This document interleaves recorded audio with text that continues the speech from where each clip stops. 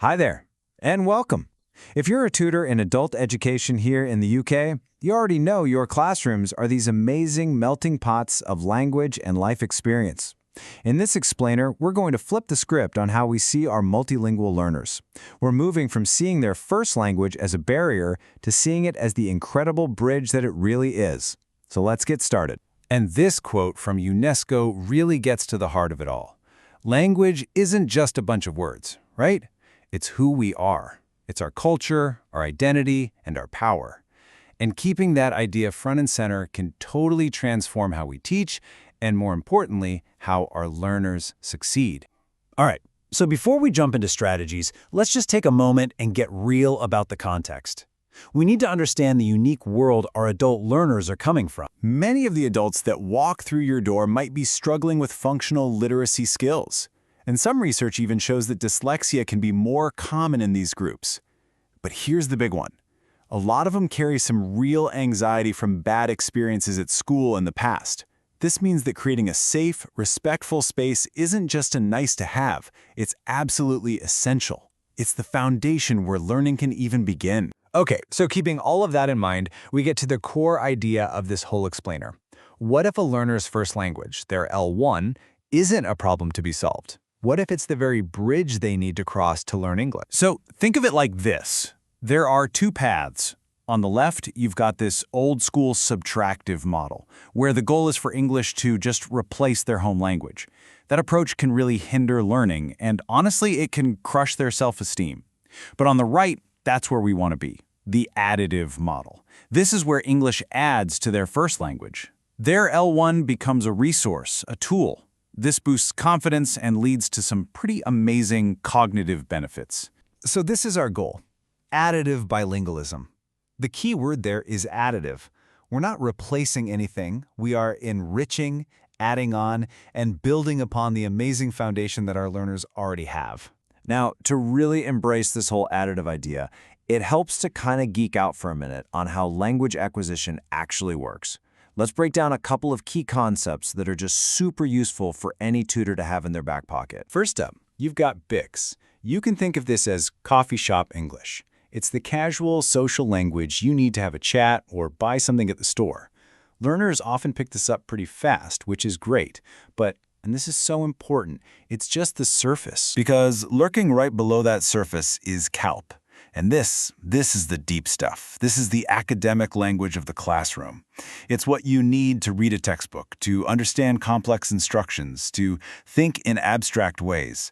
So a learner can have fantastic BICS and still be working really hard to build their CALP. So you might be wondering, how long does it take to develop that deeper academic language? Well, get this. The research suggests it can take 5 to 7 years. This is such a crucial reminder for us to be patient. That learner who's super chatty in the break room might still need a ton of support with those academic tasks. All right, let's talk about English specifically for a second. We have to be honest with ourselves. Our spelling system, what linguists call orthography, is, well, it's a beast. It's famously complex.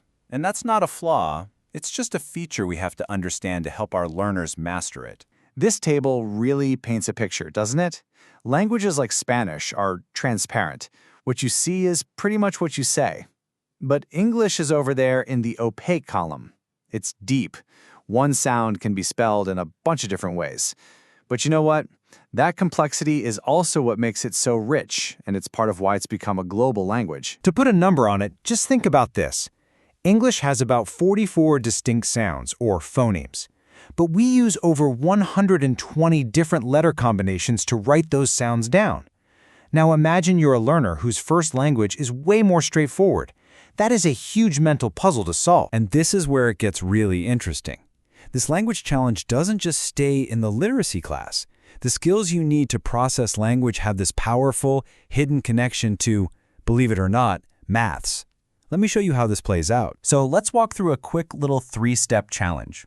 I guarantee you have seen some version of this in your own classroom a million times. We'll start with just the number. Step 1. You put this on the board, 15 plus 23. Pretty simple, right? Most of your learners can look at that, they know what to do, and they can figure out the answer, no problem. But now watch what happens. It is the exact same math, but we've wrapped it up in a word problem. And all of a sudden, for some of our learners, this just got way harder. So what gives? Why is that? It comes down to a skill called phonological processing, which is just a fancy way of saying how our brain works with the sounds in a language. If that skill is a bit weak, it doesn't just affect reading. To solve this problem, a learner has to read the words, decode them, hold them in their working memory, figure out what to do, and then do the math. The cognitive load is just immense. It's a perfect example of how literacy and numeracy are totally connected. Okay, so we've talked about the context and the theory. Now let's get to the most important part, the practical stuff. What can you actually do in your classroom, like tomorrow, to put all this into action? Here's your toolkit. First, and this is huge, you've got to truly value their entire linguistic and cultural background. See their first language as the strength it is. Encourage them to use it, to make connections between what they already know in their L1 and what they're learning in English.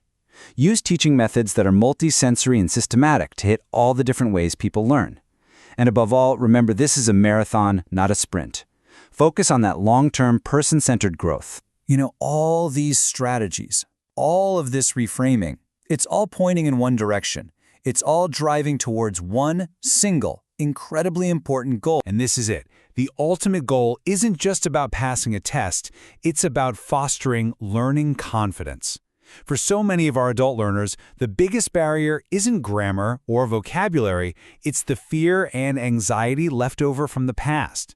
When we celebrate their strengths, and that includes their multilingualism, we help them tear down that wall of fear so they can finally truly learn. So, I'll leave you with this question to think about. Your learners are walking into your classroom with a superpower.